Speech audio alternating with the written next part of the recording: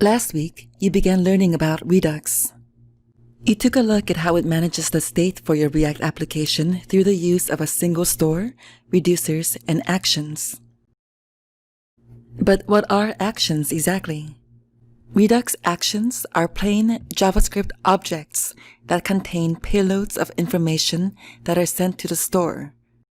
Actions are the only way that updates get sent to the store. The only required property for an action object is type. The type will be a unique string. Though it's not required, typically the best practice is to declare all the possible action types as exported string constants in a separate module.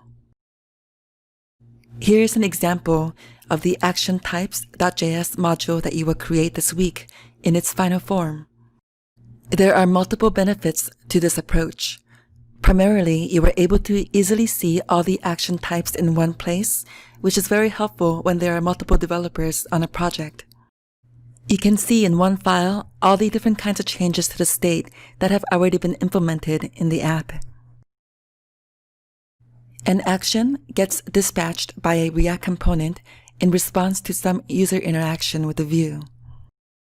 This could be the user loading the view in the browser for the first time, clicking on a button, submitting a form, etc. When Redux is used with React, you will never dispatch the action directly. Instead, you will use the connect function to do it for you by providing it with an argument that's typically called map_dispatch to props. We will discuss map_dispatch to props in more detail later. Every time that an action is dispatched, a new action object must be created. There's a special type of function in Redux called an action creator that is used to create action objects. It's not required to use action creators to create objects, but it is helpful in making sure that objects are always created in a consistent way and to prevent typographical errors. Here's an example of an action creator function that you'll be using. This action creator will add an array of campsites to the Redux store. It has the required type property, and it has another property called payload. We have to call the identifier for the type property type. The identifier here, payload, is arbitrary. We could choose to call it something else. We could have called it campsites or data, for example. We could have other properties here aside from type and payload as well. There's not a limit to the number of properties you can have in an action. For this particular action, the payload contains an array of campsites that's received as a function parameter.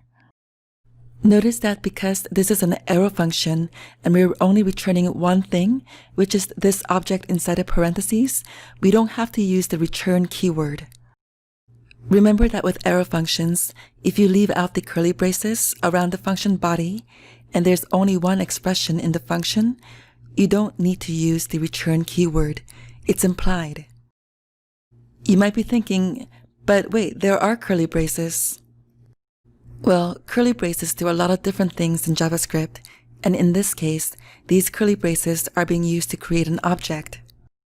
They're not the curly braces around the function body, and that's the reason that we have these parentheses around these curly braces, so that we don't confuse the arrow function into thinking that these curly braces are for the function body.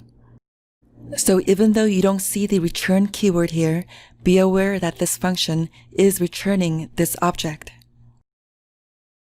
Okay, let's recap. For every action that you want to have in your app, you'll be creating two things. One, an action type defined as a string constant. And two, an action creator, which is a function that returns the action object. And the action object will contain a type property plus any data that you wish to send to the store to update it. You will also need to connect each action to your React components, and you will do that with the connect function plus the map_dispatch to props argument. Then, every time that an action is dispatched, the Redux store will check all of its reducers for a matching action type and run the code for that action type, which will then update the state. Now we'll discuss reducers. Here's a simplified example of a reducer that you'll be implementing in a later exercise. Reducers are considered to be part of the store. Now, while there are not multiple stores in Redux, there can be multiple reducers that handle different parts of the same state. By the time you reach the exercise this simplified code is from, you'll have done something called splitting the reducer, which creates different reducers to handle different parts of the state. So the state that's referenced in this reducer is just a section of the entire state object that this reducer is responsible for updating. Here, this reducer takes its section of the existing state as its first argument. If that state doesn't exist yet, then it's using default function parameters here to initialize it to this object, which has the property campsites set to an empty array. Then for its second parameter, it takes the action object that was dispatched. Then it goes through this switch statement, and if any of the action types in the switch cases match the action type of the action object, it then creates the new state from the existing state, updating it with the data from the action. Then it returns the new state to the store. Note that it's not required for the reducer to use a switch statement, but it's typically the best way to do it. You could use if statements or other ways to check for the action type. The only thing that's required of this reducer is that it return its section of the state. Again, I will emphasize the Redux principle that state is read-only. You never mutate the existing state. You only replace it with a new state. One of the ways that we can create a new state from the existing state is by use of the spread syntax. It's not the only way, but it's one that will often be used. Here, we're spreading out the property key-value pairs from the existing state. Doing this does not mutate the existing state. We're basically making a copy of its properties. Then we add the payload from the action object into the campsites property. Then we have this all surrounded in the curly braces that signify the creation of a new object, the object literal syntax. So remember from the lesson on the spread syntax, since this campsites property is second in order in the object literal definition, it will overwrite the campsites property that was spread from the existing state. Then if none of the action types matched, this default case will just return the existing state. Let's go back to a concept that I mentioned briefly earlier, splitting the reducer. Last week, you just had a single file, reducer.js, and it contained a single reducer function. That reducer is working with the entire state, which consists of 4 properties: campsites, comments, partners, promotions. These properties are all independent of each other and can be managed separately.